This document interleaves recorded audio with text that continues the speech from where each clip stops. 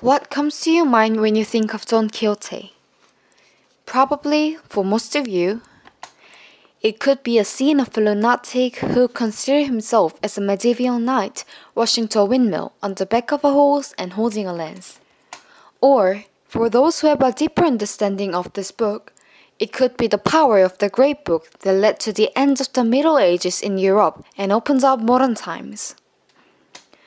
But what I'm fascinated most in this book is not Don Quixote himself or the impact of the book on the history, but a gorgeous shepherd girl, Marcella. I'll tell you a story in short. On an adventure with his attendant, Panza Sancho, Don Quixote met a shepherd in a village and heard about the death of one of his colleagues, Crisostomo, and why he was dead.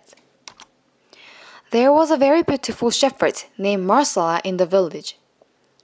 She was so pretty that every shepherd in the town loved her.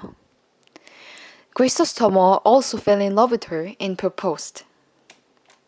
However, she never accepted any proposals, and Crisostomo was also rejected. And sadly, he became lovesick and committed suicide in the end. The shepherds who lost their friends blamed her mercilessly. Let me quote a line of criticism from Ambrosio, one of the shepherds, to show you how strong the criticism was. He became an object of hatred even though he loved her truly. He worshipped her but neglected. He longed for love from the beast, hung on the stiff marble statue, chased after the wind, uttered an echoless cry, devoted himself to the ungrateful, and was rewarded with the spoils of death at the height of his life.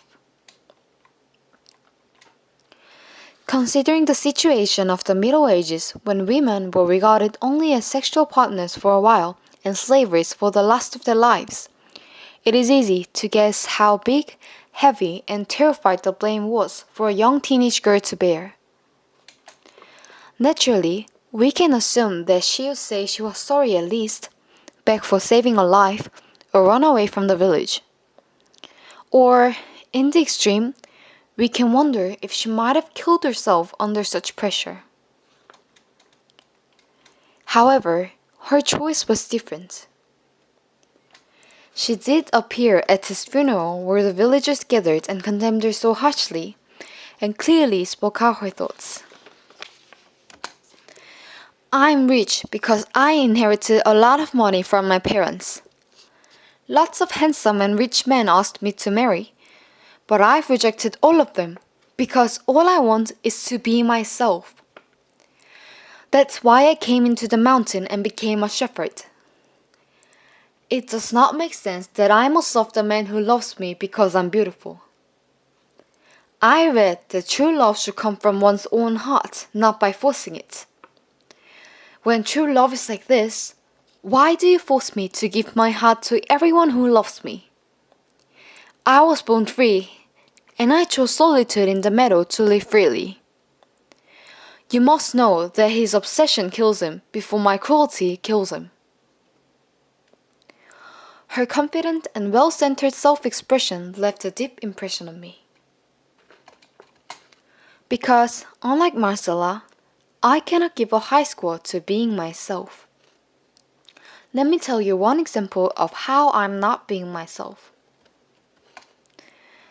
I got an excellent grade in the first semester last year, and I felt so obsessed that I tried to be perfect in every moment of school day.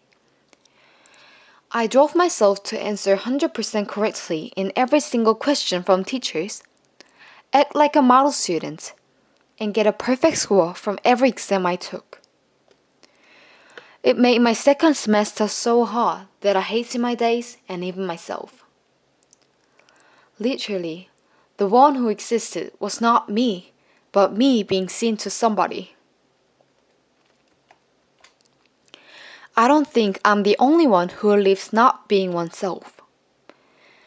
In modern society, many sources such as the internet, YouTube, social network service, schools, ethics, morality are forcing us to live not myself but someone else. This happens so often and repeatedly that from some point on, the real we are gone, and we filled with thoughts injected from the outside survives. Marsala, a 17th century mountain girl, tells us while forgetting how to be yourself in the 21st century to listen to your own voice without being swayed by others.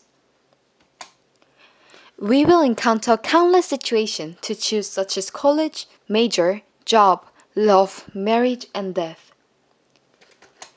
If we follow not others' expectations but our inner voices in every such choices, I'm sure that we can finally be ourselves. Lastly, I want to quote a famous speech from Steve Jobs. Don't waste your time living someone else's life. Don't let the noise of others' opinions drown out your own inner voice. Thank you all.